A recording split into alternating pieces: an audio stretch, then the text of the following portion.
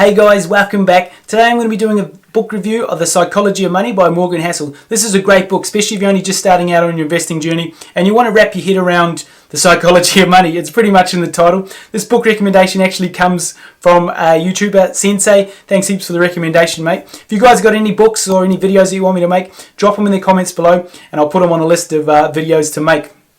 With that said, guys, a big shout out to everyone that's jumped in and liked and subscribed to the channel recently, guys. Very much appreciated. Helps me keep moving forward with the channel. These videos take a lot of time and effort and mucking around to make, so it's very much appreciated. Thanks heaps for that, guys. Anyway, with that said, let's jump into today's video. So the book starts off pretty cool. It starts off with where it describes two different gentlemen. The first being a guy by the name of Ronald Reed, who's just like your run-of-the-mill chap, works down the local garage as a mechanic and as a janitor as well, both part-time, I think. And lived a very plain, sort of frugal sort of a life. Lived in the same house for the majority of his life. Uneducated guy. He graduated high school but didn't carry on, to Harvard or Oxford, anything like that. Just your run-of-the-mill sort of bloke, you could say. Managed to live to the ripe old age of 92. When he finally did bite the dust at 92, he'd somehow managed to acquire over $8 million worth of good, high dividend paying blue chip companies throughout his life, which he just let compound over time. Year on year, just kept sort of compounding that money. And that's where it sort of finished up, when he finally kicked the bucket at 92, which he had set up with his lawyer just to get donated to the local hospital. So that's a great story. I'll leave a link in the description below to an article about that because it's a real cool story. The second is pretty much the exact opposite of that. It's a guy by the name of Richard Viscone, who was a well-educated man. He graduated from Harvard with a MBA in business. Went on to work for Merrill Lynch as one of their high-profile sort of traders, buying and selling equities on a daily basis, from what I can imagine. They didn't go into too much detail around it all, but he did very well, and he retired at the age of 40 to, carry on with his philanthropic sort of activities that he wanted to do. But he also lived a very outlandish, sort of quite lavish sort of life, which had a lot of high expense as well attached to it. He owned a lot of properties and holiday homes and things like that, which kept a lot of ongoing sort of maintenance costs, and some of them were around $100,000 a month just to keep and maintain the properties, let's say. So he was, doing all this, and then the GFC hit in 2008, and he had to declare bankruptcy. So the book sort of goes on to, how does someone that's so, uneducated, didn't really understand the markets whatsoever, manage to acquire, $8 million worth of assets that he then handed on to charity, which is awesome. But then the opposite of that, this other guy who's, working in the markets on a daily basis had probably a lot more deeper understanding in the market than what Ronald did.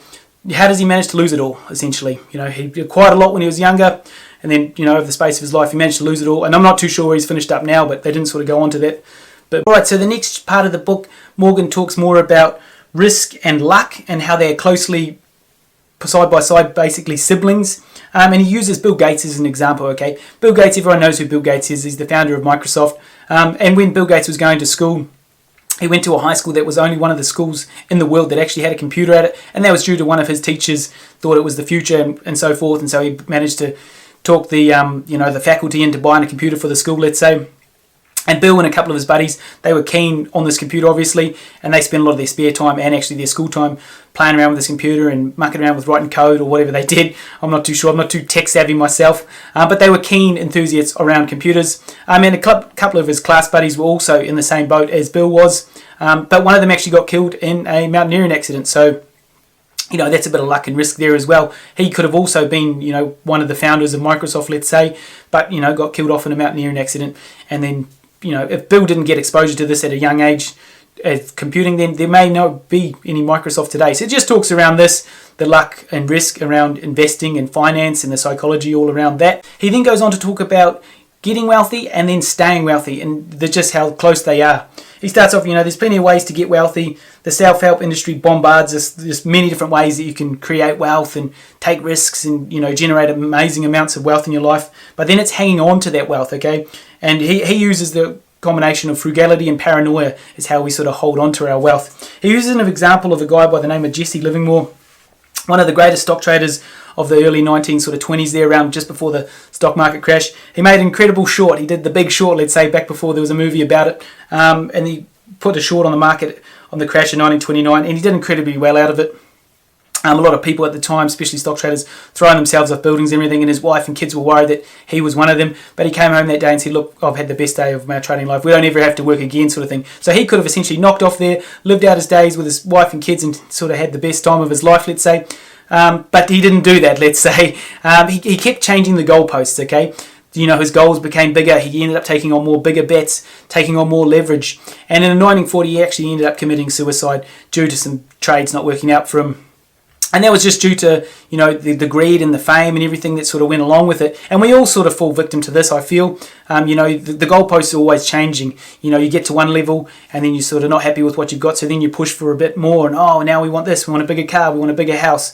And they talk about that as well. Just sort of, being happy with what you have. You don't always have to be keeping up with the Joneses. I know it's a very cliche thing to say, but that's just sort of what I sort of got from that part of the book. He then goes on to talk about the power of compounding interest, and he uses Warren Buffett as an example, okay? Warren Buffett has acquired a massive amount of wealth over his entire working life. As everybody knows, he's the best investor in the game, but majority of his wealth has come after the age of 65, okay? He's been investing for over 3/4 of a century. He just had his 90th birthday, I think it was last year, I can't remember exactly, but he's using him as an example, and just how the power of compounding interest just keeps compounding over time.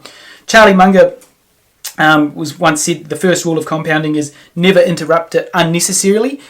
So basically what does he mean by that? Is he always thinks you should have a little cash buffer in place so that you don't have to, pull your stocks out of the market and sell your stocks in order to keep yourself not going bankrupt. So that's one thing he talks about in the book as well, is sort of building up a nice little cash buffer, because no one knows what's around the corner, as this year's been a perfect example of, if you didn't have a cash buffer in place and you lost your job, or the business wasn't going well, and if you didn't have enough sort of cash to keep you afloat through that time, then there is a chance that you may go bankrupt. So he always sort of says we're living in such an unpredictable world, especially in this day and age.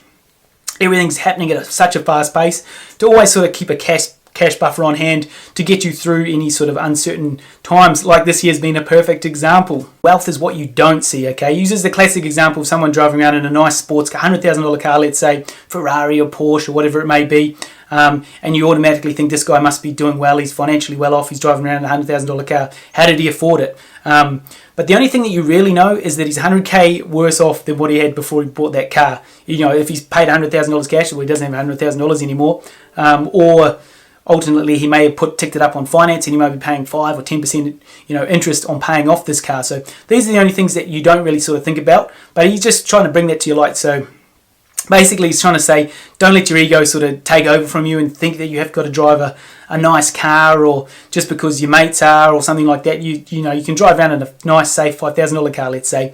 So that's a classic example of, especially vehicles. I don't know, everyone's got this false thing around vehicles and they're trying to keep up with the Joneses, the old cliche sort of thing. So-and-so's got a nice car, and it's not something that I've ever really been attracted to, driving around a nice car. I've had some absolute dangers over the years, I tell you what.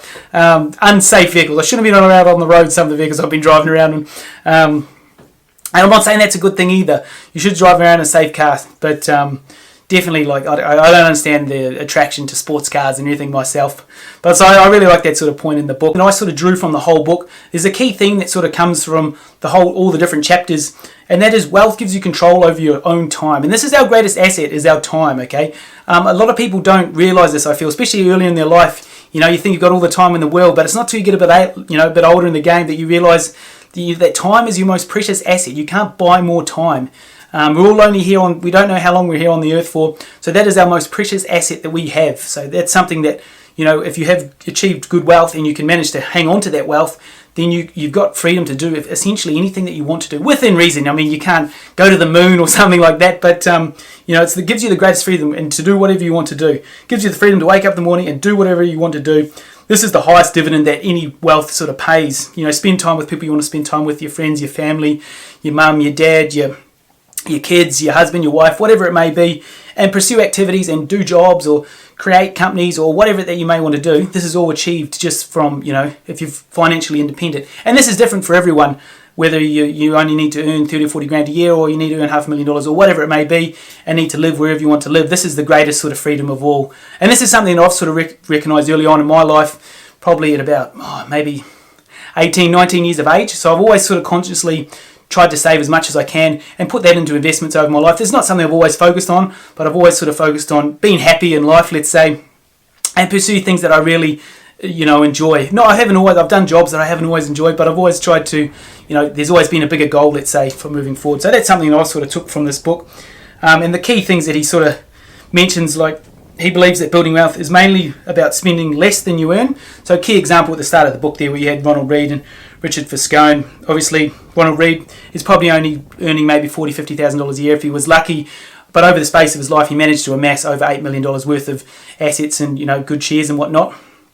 Whereas Richard Foscone, highly educated man, had everything lined up for him, went to a good Harvard University and everything, got the MBA, retired at 40, and yet 2008 knocked him out, pretty much bankrupt. So just sort of shows, you can create this wealth, but hanging on to that wealth is the real sort of tricky part as well. So this is one of the key sort of things to take away from the book. But yeah, one of the key things was, giving wealth gives you control over your time. And like I said, our time is our very precious asset that we all have a limited amount of time. So something great to take away from the book.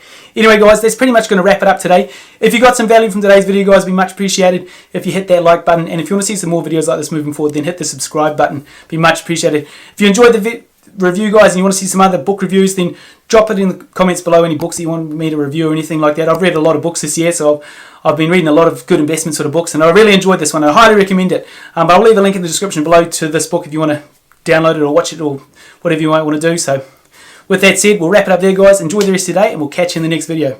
Cheers, guys.